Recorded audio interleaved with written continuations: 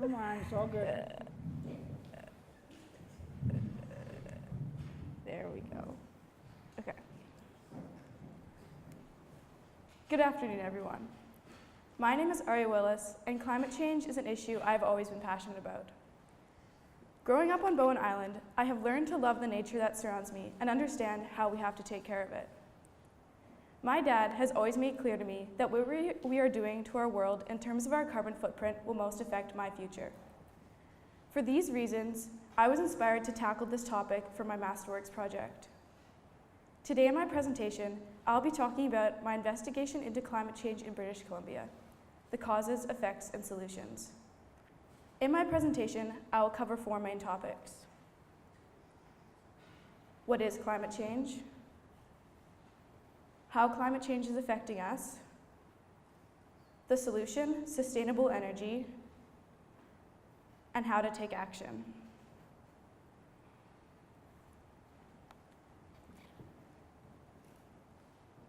Climate change is the general term for changes in Earth's weather and temperature caused by increased amounts of particular gases in the atmosphere. This is the term usually used when generally referring to our temperature, weather, humidity, etc., shifting due to a warmer atmosphere. Due to climate change, some places may experience extreme cold while others see extreme heat. The main cause of climate change is the burning of large amounts of fossil fuels. Fossil fuels are energy sources like coal and oil that are extracted from the ground and used in our cars, planes, machinery to generate electricity and heat our homes. Fossil fuels are a main source of energy for powering our world. When fossil fuels are burned, they create carbon dioxide, which is absorbed into the atmosphere. This extra CO2 helps to create an insulating blanket over the Earth, trapping 25% more sunlight. This is called the greenhouse effect. The greenhouse effect is actually an essential component to our life here on Earth. It's what keeps us from plunging into another ice age. But at too much of an extreme level, it upsets the balance that keeps the Earth climate stable. Our Earth's climate is constantly shifting. Over the past thousands of years, the temperature has been gradually increasing due to natural changes in our environment.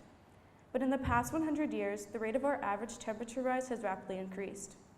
The global temperature has increased by 0.8 degrees Celsius since 1880. 2/3 of that warming has happened between 1975 until now. In its most recent assessment, the Intergovernmental Panel on Climate Change concluded again that the Earth's climate is rapidly changing and that human activities are the primary factors causing this change. In 2010, the United Nations agreed to keep average global temperature warming below 2 degrees Celsius. This goal was acknowledged because it was already known that reversing climate change was not possible, but keeping the warming under 2 degrees would cap the potential damage. We are already almost halfway to this limit. This means that we must leave vast amounts of fossil fuels in the ground. It was agreed that we can only burn 1,000 gigatons of fossil fuels between 2011 and 2050 to have a reasonable probability of staying below our cap. The calculations and assumptions about climate change may all say different things, but there was one thing in common with everything. Our society needs to stop using so much fossil fuels. It is killing our planet, which will eventually kill us. The impact humans are making from our lifestyle is physically altering our environment. We are the only species on the planet that has consumed so much of the Earth's resources that we are changing the fundamental aspects of it. Because of heating temperatures on the Earth, we will now be directly affected due to outbreaks of species like the pine beetle, retreating of glaciers, and ocean level rise and acidification. British Columbia has made many strides in terms of lessening our carbon footprint. BC continues to be a leader in climate action by having a carbon tax, and our climate action plan commits to reducing greenhouse gas emissions by 80% in 2050. Though, we are still not necessarily one of the leading provinces in fossil fuel conservation. Neptune Terminals in North Vancouver is one of the largest multi-product bulk terminals in North America. It transports coal and agricultural products all in tankers running through Howe Sound. In British Columbia right now, there are multiple proposals for pipelines going along our coasts that have the potential to cause irreversible harm on the ecosystems surrounding them. Pipelines can affect soil erosion, animal habitats, and water quality during construction and usage. And if there was a spill of any kind, there would be no going back on the damage caused. Part 2, how climate change is affecting us. In British Columbia, we will not be as majorly affected by climate change as other poorer countries will be. But this does not mean that we will not be affected at all. A lot of the outcomes of climate change in British Columbia will also not be that visible. Events like slightly warmer air and ocean temperature may not seem like they directly affect us now, but as they progress, they will become more and more obvious. Close to where we live, there have been 3 major climate change-related events. The first climate event in BC is the outbreak of the mountain pine beetle. The mountain pine beetle is a native species that attacks pine trees in North America. In November, I was in 100 Mile House, and I got to see some of the pine beetle kill that was in the forest there. In the place we were, it was not even as bad as in other places, but it was still shocking how many large gray patches there were in the forest. Throughout all of the interior of British Columbia, forests have battled with the pine beetle for hundreds of years. Though it attacks trees, it is actually an essential component to balancing the amount of living and dead pine. The outbreaks are normally kept under control due to the extreme cold of interior BC's winters, killing off the majority of the beetle population. But between 1885 and 1995, British Columbia has experienced an average temperature rise of 1.1 degrees Celsius. In this photo, it shows projected average temperature in the next 100 years and between the 1900s until now. Temperature rise results in warmer winters and more mild summers, giving the pine beetle an increased survival rate. This has led to extreme outbreaks of the pine beetle from 1990 until now. And at this point, the pine beetle has killed over 50% of British Columbia's pine tree population. As you can see here, the more extreme places are darker and covering most of the affected areas. Over 30 million trees are dead and $60 billion lost in the log industry, all due to a little beetle. Researchers are forecasting that the spread of the pine beetle will continue into Canada's northern and eastern pine forests, and at this point, there is no going back from the amount of damage it has already caused. The warming climate will cause the pine beetle to attack the younger trees in addition to the older trees, and will ultimately end in more and more forest being lost. This is one of the more prominent examples showing how climate change is affecting our ecosystems because it is so visible. The second main climate change effect in British Columbia is sea level rise. Sea level rise is a common term that we hear in our everyday life, especially living in Vancouver. Being right near the ocean, the coastline is a big part of our environment. It is where we swim, kayak, paddleboard, boat, and hundreds of other recreational activities. It is also a huge contributor to how weather patterns behave on the coast and our average temperatures. The atmosphere absorbs some of the heat given off by the sun, but the majority of the sun's radiation is retained by the ocean. After sunset, the atmosphere and the ocean work together to keep heat in the air. The ocean also helps to distribute heat around the globe, moderating the temperature. Sea level rise is a phenomenon caused by northern glaciers and ocean temperature warming, causing thermal expansion. Thermal expansion is the trend of matter to shrink or expand with temperature through heat transfer. As a substance is heated, the kinetic energy increases, though for the space between the molecules increase as well. Because of the vast size of the ocean, this small amount of expansion at the molecular level will make a big difference. The second component of sea level rise is due to warmer winters and summers. Glaciers experience more runoff into the ocean, contributing to the rise. According to British Columbia's Ministry of the Environment, projected sea level rise is estimated at a 1 meter increase over the next century.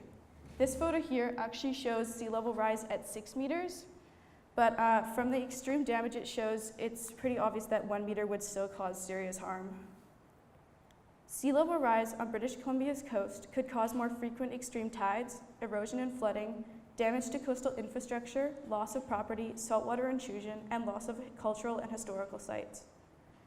Sea level rise will also become more extreme with coastal storms. So why should we care? I think we should care because sea level rise is a life and death issue. About 44% of the world's population lives within 150 kilometers of the ocean. This means that roughly 3 billion people could be seriously affected with sea level rise. With rising seas, this leaves many communities and cultures displaced because of the land being taken over by water. As the tide creeps farther and farther into our coastal cities and towns, it results in more damage to infrastructure and less housing, forcing us to move more and more inward. On Bowen Island, we know how much the sea affects how we live.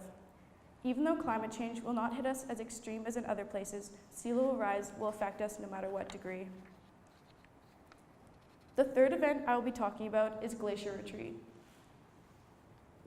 Glaciers around and in BC affect all aspects of our ecosystems because they're a huge contributor to our year-long water supply. In our pre-industrial society, glaciers were seen as large, breathing beasts. They held the fear of small villages because they would devour the land that people lived on. Glaciers are hard-packed snow, turned into ice, that advance and retreat every summer and winter. In the winter months, snow packs together on top of rock or on top of previous glacier ice to increase in size. In the summer, some of the snow melts and goes into rivers and eventually oceans as runoff. This makes glaciers not stagnant beings. They grow and retreat naturally. As our temperatures increase due to global warming, glaciers struggle to seek balance between the snow added in the winter and the melting in the summer. Since the early 19th century, glacier retreat has been rapidly increasing. Very little amount of our glaciers are still advancing because of the struggle to adapt to warmer weather. There are multiple glaciers around where we live that have experienced serious retreat. The Athabasca Glacier is located in the Columbia Icefield in the Rocky Mountains and covers about 6 square kilometers. It has retreated more than 1.5 kilometers in the last 125 years. In the Selkirk Mountains, the Alyssa Wyatt Glacier has retreated 2 kilometers since first photographed in 1887. The Comox Glacier near Courtney on Vancouver Island is also a glacier in our area that is quickly retreating, exposing more and more rock each summer. The Comox Glacier has retreated about 60 meters since first photographed in 1931. It is now only about a square kilometer at its largest and is one of the biggest ice fields on Vancouver Island. Glaciers all over Vancouver Island have been rapidly retreating for the past 25 years. In 1970, there was roughly 170 glaciers on Vancouver Island, and now there is only 5 left that could be considered actual glaciers. So what does this mean? At ocean level, it seems like we are not directly affected by the ice fields and glaciers in our everyday life. But as the glaciers retreat, there is also less ice to be left as runoff in the summer, leading to less water supply through our dry months. Another aspect affected by less glaciers and snowpack is skiing. Can I get a show of hands of who in this crowd likes to ski and snowboard on our local mountains? I know I do. With our steady increase of temperature, who knows how long snow sports will last? Take a look at the snowpack on Cypress, Grouse, and Seymour this year. By February, there wasn't any at all. On the coast, we can sometimes take for granted the amount of snow we have to ski on. Because of the next hundreds of years, our skiing industry will be completely different due to the rise in temperature. Part 3, the solution, sustainable energy. Our current lifestyle of energy consumption and burning fossil fuels is the main contributing factor to global warming. The good news is, new technologies are creating opportunities for us to shift our sources of energy to more sustainable supplies. Companies and individuals just have to take the opportunity to make the switch. It is important for everyone to make these small changes in their lifestyle because it is every action that counts. Sustainable energy is a form of energy created from a source that is not depleted rapidly and does not create large impacts when consumed. In the context of climate change, this means carbon-free or low carbon. This energy can serve the needs of the present generation without compromising the needs of the next. Examples of sustainable energy sources are wind, solar, hydro, geothermal, and tidal energy. These energy sources do not cost the environment as much as the burning of fossil fuels. Many Vancouver businesses are seriously taking into account having environmentally friendly heating, cooling, and lighting design features in their new buildings. Multiple different buildings around the area we live incorporate technology like solar panels, rainwater collection, and automatic lighting in favor of the environment. In 2014, Vancouver was ranked the 4th greenest city in the world. The Greenest City 2020 initiative is a movement to make Vancouver the greenest city in the world by the year 2020. To achieve this, the action plan is focusing on carbon, waste, and ecosystem improvement. One of the main goals, along with becoming the greenest city, is to reduce greenhouse gas emissions by 33%. Vancouver was also named the Earth Hour National Champion by World Wildlife Fund for the second year in a row. Individuals are also taking the effort to switch their lifestyle in favor of the environment. Maren Smith, my Masterworks advisor, installed her own solar panels on her roof last Canada Day.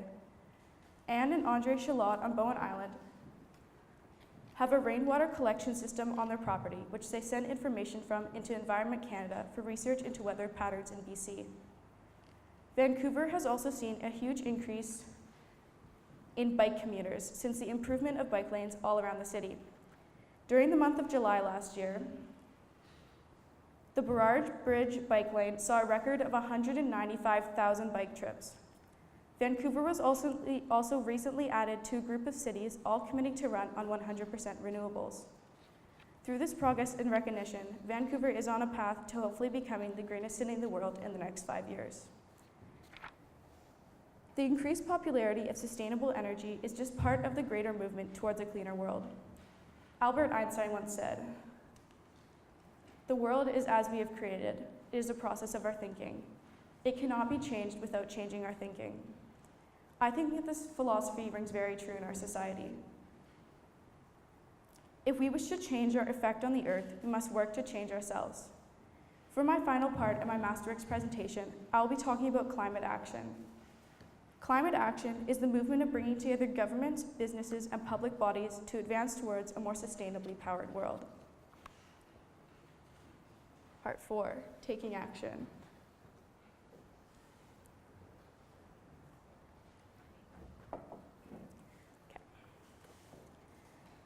I have always known that the world my children will live in will be completely different than the one I or my parents have grown up in because of the decisions we make today. I have always struggled with the feeling that I was not contributing enough to this cause. It is frustrating as a teenager to have no say in the decisions being made today that will most affect my future. When I had the opportunity to do this project and have an audience like this to present to, I knew this was a chance to do something about climate change. We all have to admit that our society is not the best at combating against issues like climate change. Activist groups struggle with the concept of creating change, how to push people to take action for a cause. It seems as if doing absolutely nothing about climate change is in every individual's best interest.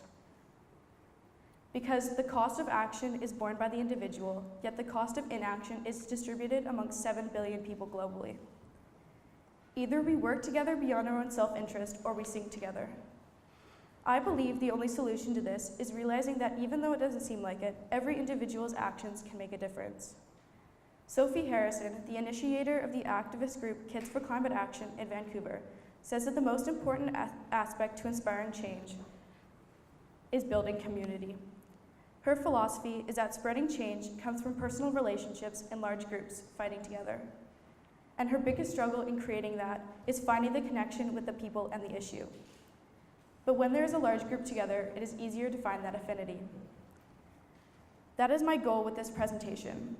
I hope that with the information and stories I have given you through my research, you have found a connection to the issue, and this will work together in the bigger picture. Climate change is something that is affecting everyone on the planet and is escalating.